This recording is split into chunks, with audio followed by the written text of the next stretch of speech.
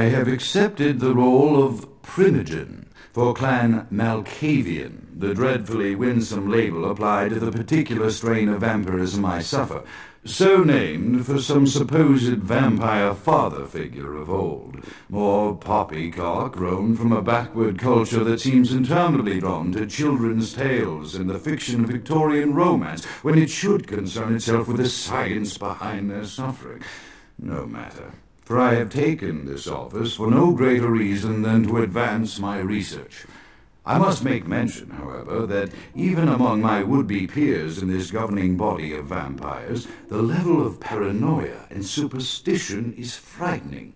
Their intelligence is not the question, oh, indeed. As they courted me for this appointment, I had to suspect that their overtures were hand-tailored to what must be my obvious infatuation with reason, for the devil would do well to have such honey-tongued tempters. Even so, I could not help but notice the dressing of language these vampire leaders chose for their siren song.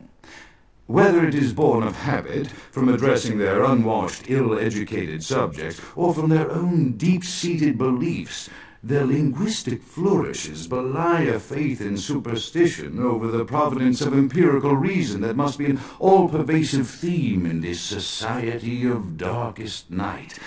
Damn it all, now I'm doing it too.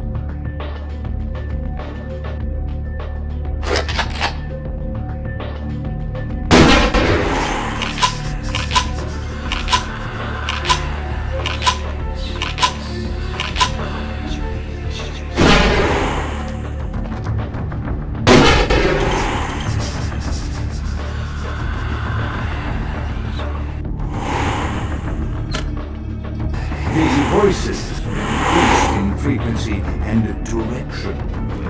They have begun to stay with me long after conversation has ceased and are serving as quite a distraction. I fear others are beginning to notice my preoccupation at the vampire gatherings. I am thinking again of the particular vampire of whom I spoke previously, who I dare not name for my growing fear. If the voices are to be believed, then my caution is warranted, for they speak of his blackest crimes, both past and future. More than once I have seen the suspicion in his eyes and heard the distrust in his voice when speaking with me. The fear must register on my face, as it is all I can do in these moments to keep from crying out in chorus with the voices.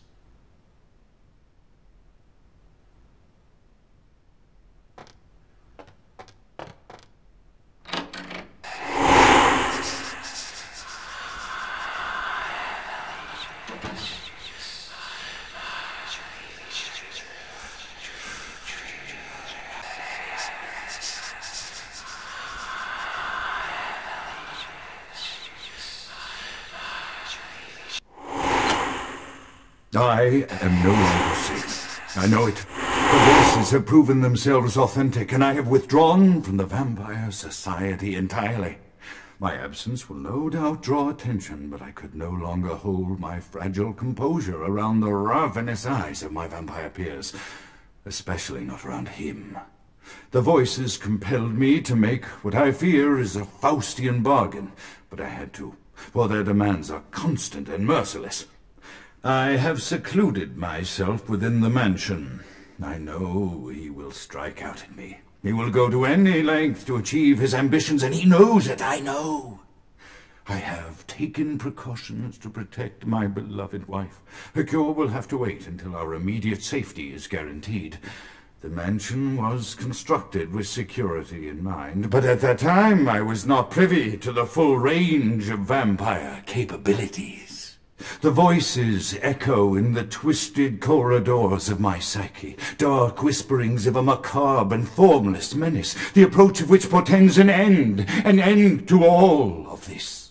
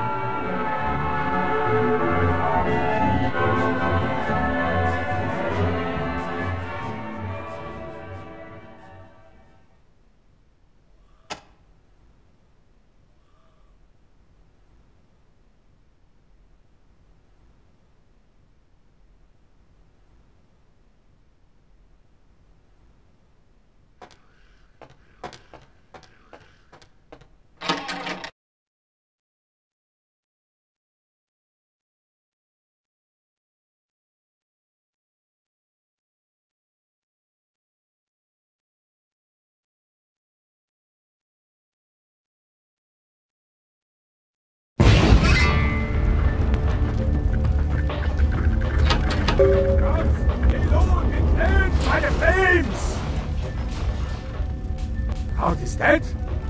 Pity it could not be by my hand. No matter.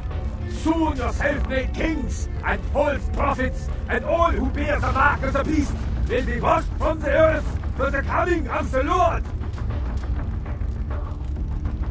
As you burn, tell them it was Grünfeld Bach who sent your damned soul to that lake of fire.